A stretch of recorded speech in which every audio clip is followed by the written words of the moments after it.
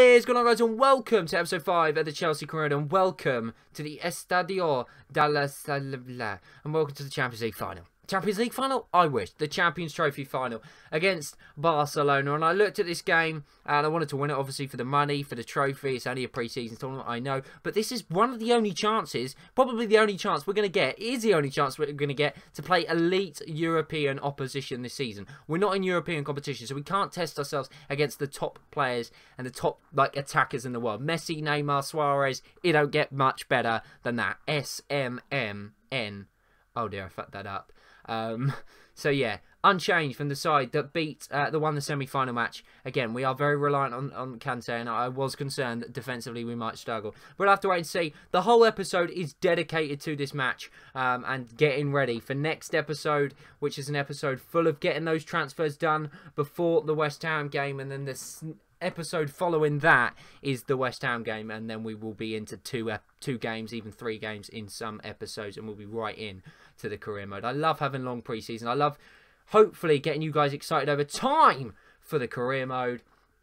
And right then, and Marcus Alonso, who's been one of the players of the tournament. That'll be in a vote today. You'll have player of the episode, and you'll also have player of pre-season. I mean, I will personally pick a player of pre-season that you'll see who I voted for next episode. But yeah, Marcus Alonso is certainly going to be a nominee. But we started well against Barcelona. I really was worried, to be honest with you, that we'd be absolutely butt-raped. You know, that Barcelona, they take the trousers down and they do us up the arse, but they weren't doing that in the first 15 minutes. They really were.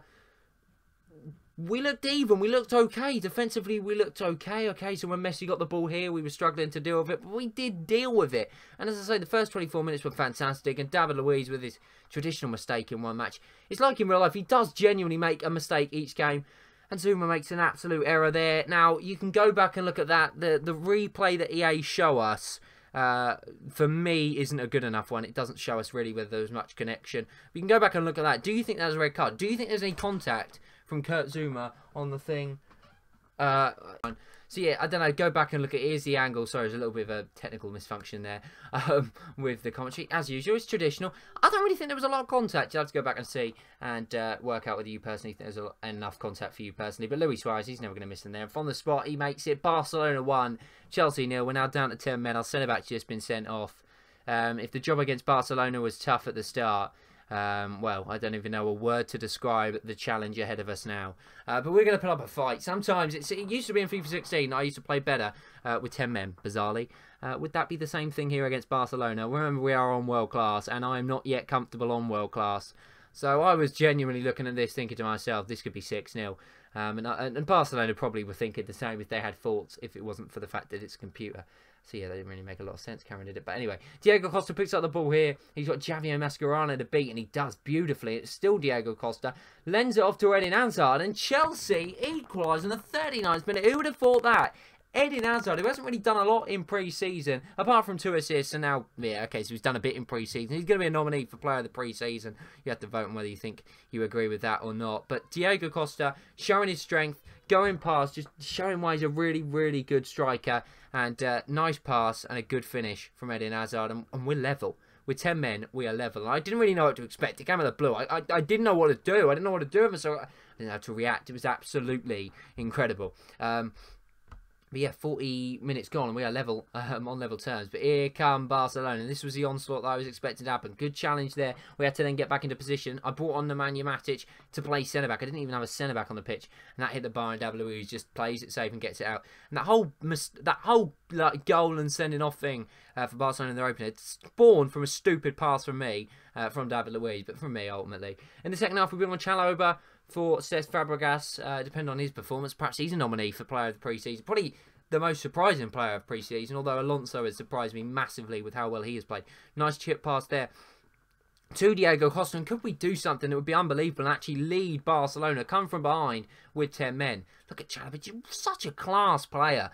He really is an unbelievable player. The rating that he's got, it just doesn't do him justice on the game. He plays fantastically. I'm coughing because I'm so excited.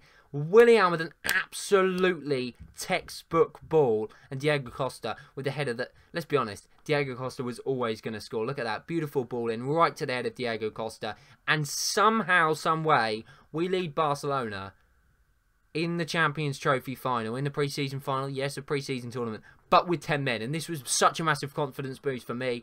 I started to feel that world class, we were starting to get the hang of this team, this system, we were starting to get the hang of, and things were looking up. And that's what you want. In your last pre-season game, you want a game full of positives. Against Barcelona, it could end two ways. You get a positive result against Barcelona, and it looks successful. For fuck's sake, this happened in the last episode. They're banging and going ahead. You just have to, we're gonna have to live with it, aren't we? I mean, it's gonna be a tradition in these videos. I can already tell. There's Andre Gomez though, and they just pick us open. A typical Barcelona goal. 10 minutes remaining, and we can see the goal. And I wasn't thinking at this point, perhaps Barcelona are going to come back and they're going to end up winning this game by 3-2.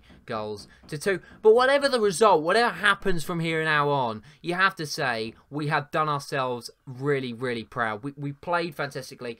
We've done very, very successfully. When we went down to 10 men, when Suarez scored the penalty, and it was 1-0 Barcelona, you'd have never have expected us to come back and go 2-1. We show a lot of character, a lot of great character, sound like Brendan Rodgers. And yeah, we played so well. Here comes Dominic Solanke. Beautiful work. Dominic Solanke, and he puts it straight at the keeper. And I'm just not used to the finishing system yet. I'm missing chances. Sorry, I'm lost for breath. My throat is terrible today. But what a chance that was to possibly win the game in the dying moments. And luckily for us, the referee does blow the whistle there. And it does go straight to a penalty shootout. As I say, in my opinion, we drew a game against Barcelona with 10 men after being 1-0 down.